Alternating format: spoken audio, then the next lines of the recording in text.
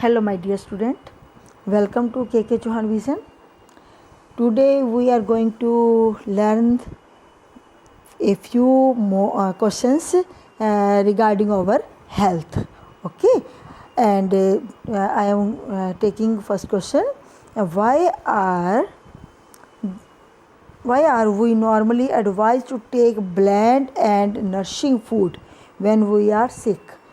तो इससे पहले वीडियो में हमने देखा कि हम सिक क्यों होते हैं, ठीक है, हेल्दी पर्सन कौन होते हैं, कैसे हम हेल्दी रह सकते हैं, वो क्वेश्चंस आप देखोगे। तो आज मैंने आपको क्वेश्चन जो लिया है कि जब हम बीमार होते हैं ना, तो डॉक्टर लोग या हमारे जो घर के लोग होते हैं वो हमें कहते हैं कि आप ब्लैंड और नरिशिंग फूड जो है वो ग्रहण कीजिए, वो खाइए, है ना।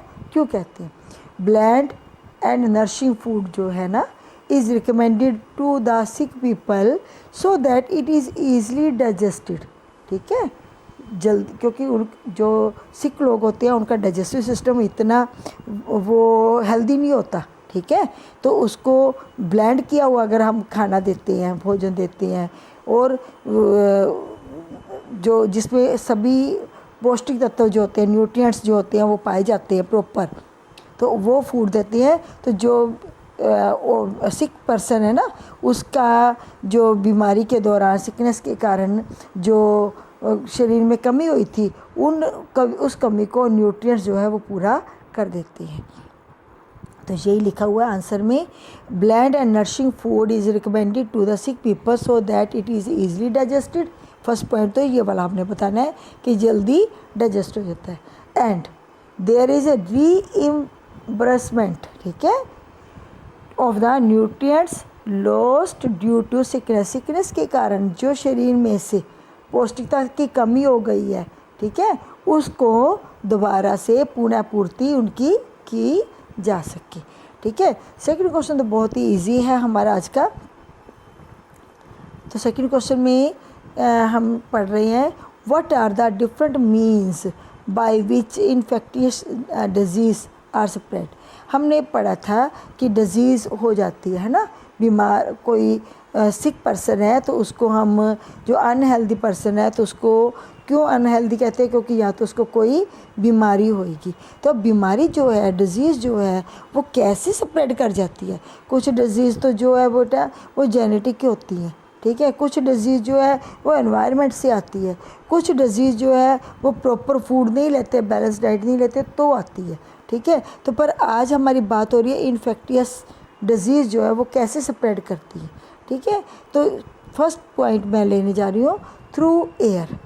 तो जो एयर है ना, जब हम एयर में कोई बीमार आदमी छींक लगा रहा है, स्नीजिंग कर रहा है, कफिंग कर रहा है ना, और बातें कर रहे हैं, तो उसके बातें करने के दौरान कुछ ना कुछ मुंह से पार्टिकल, नोज से पार्टिकल निकलती हैं, और उन वेपर जो होते हैं वो निकलती हैं, है ना, वाटर पार्टिकल निकलती हैं।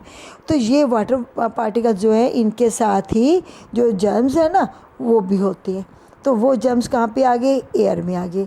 और जब हम ऐसी एयर में ब्रीथ करेंगे तो वो थ्रू ब्रीथ हमारे अंदर भी चले जाएंगे, ठीक है। When a healthy person breathe in the air containing this disease particle, जिसमें ये डिजीज़ पार्टिकल है, पर्सन कैच डिजीज़, उसको भी ये बीमारी हो जाएगी। आपने देखा होगा कि किसी आपकी क्लास में किसी बच्चे को कफ है या कोल्ड है, ठीक है, तो कुछ दिनों बाद दूसरे बच्चे को जो उसके पास बैठ रहा है या उसके साथ खेल रहा है या उस क्लास में पढ़ रहा है तो उसको भी हो जाता है ना। तो ये ऐसे फैलती हैं डिजीज़ थ्रू वाटर। पानी के द्वारा भी कुछ बीमारियां जो हैं, डिजीज़ जो है वो फैलती हैं। कैसे? कोलेरा, ठीक है, अक्सर जो है वो ट्यूबरकुलोसिस भी है। जैसे कोलेरा तो ना समर में होने वाली है, ख़ास करके जब बरसाती मौसम आता है ना, तब ये कोलेरा की जो डिज़ीज़ है सबको हो जाती है, इसमें पेट ख़राब हो जाता है, ठीक है ना। कोलेरा जो है, तो pathogen of cholera get mixed in drinking water and enter the body. The disease spread by washing utensils or vegetables and fruit by polluted water। गंदे पानी के साथ, polluted water के साथ अगर हम फ्रूट वेजिटेबल भी वॉश कर लेते हैं तो उससे भी हो जाती है। आजकल तो बेटा वाटर, इतना वाटर, एयर, सॉइल कुछ भी प्योर नहीं है ना, प्योरिटी फॉर्म में नहीं है। तो जब भी इनको धोना हो, फ्रूट को खाना हो, तो वॉश करके अच्छी तरीके से, ठीक है, अच्छे पानी से, बॉइल्ड वाटर से करो या फिर किसी आरओ के पानी से इसको करो, वॉश करो, फिर इसको यूज़ करना चाहिए हमें। इट आल्सो, ये जो बीमारियां हैं वो और कैसे फैल सकती है, it also spread when the clothes of an infected person and are wash near a source of water.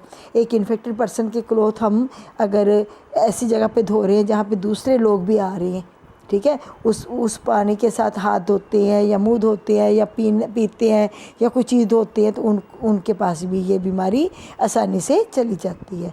तीसरा पॉइंट आ गया थ्रू फूड। पैथोजन है वो फूड स्टफ में पाए जाते हैं, ठीक है, और फूड स्टफ के द्वारा भी हमारी बॉडी में आ जाती हैं।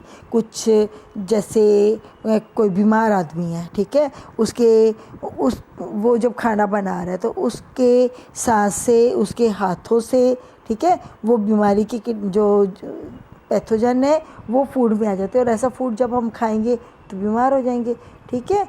तो it is harmful to take stale and cold food, ठीक है, पुराना हो गया वो वैसा फूड या फ्रिज में रखा हुआ फूड एकदम से नहीं खाना चाहिए, उसको गर्म करके अच्छी तरीके से फिर गर्म करके फिर खाना चाहिए। और इंडिविजुअल कांटेक्ट, पर्सनल कांटेक्ट में जब हम किसी पर्सन के आते हैं तो भी ऐसी बीमारियां हमें हो जाती हैं। जैसे किसी व्यक्ति का कपड़े हम पहन लेते हैं बीमार पेशेंट के, जिसको इन्फेक्टिस डिजीज़ है, कोल्ड है, खसरा है, ट्यूबरकुलोसिस है, ऐसे व्यक्ति को अलग रखा जाता है। या उनका बेड यूज़ कर लिया, उनके बर्तन यूज़ कर लिए, टावल यूज़ कर लिया, तो सबके टावल भी अलग अलग होने चाहिए, तो हम बीमार हो जाते हैं। थ्रू एनिमल्स भी बहुत सारी डिजीज़ हमें आ जाती हैं, कैसी, जैसे हाउस फ्लाई है, आपने देखा होगा, कभी गंदगी पे जाके बैठती है, वहाँ से उड़ के किसी फूड पार्टिकल पे आके बैठती है, तो ऐसा फूड हम खाएंगे तो बीमार हो जाएंगे। मॉस्किटो भी देखो, है ना, उड़ते हैं जब तो किसी ना किसी व्यक्ति के पास चले जाते हैं। अगर उससे पहले कोई अनहेल्दी पर्सन के पास वो जाके आई हैं, तो उसके बाद अगर आपको उसने बाइट किया मॉस्किटो ने, तो आपको भी ये बीमारी हो सकती है। जो मलेरिया है वो तो मॉस्किटो से ही होता है ना।